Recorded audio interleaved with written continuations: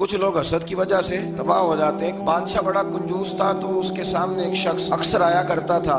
तो किसी ने उससे कहा कि बादशाह से इनाम वसूल करो। उसने कहा ये बड़ा कंजूस है, पर चलो अल्लाह ने मुझे भी बड़ा ज़हन दिया, इनाम ले ही लेते हैं। तो कहने लगा बादशाह कभी इनाम ही दे दिया कर। बादशाह कहने लगा पहले मेरे सवाल का जवाब दे, फिर इनाम दूंगा। बादशाह कहने लगा मुझे मेरे हाथ की हथेलियां, इनमें बाल क्यों नहीं? उसने भी फिर कमाल ही जवाब दिया। कहने लगा आप सखी बड़े हैं। वो दे दे के ना बाल सारे घिस गए।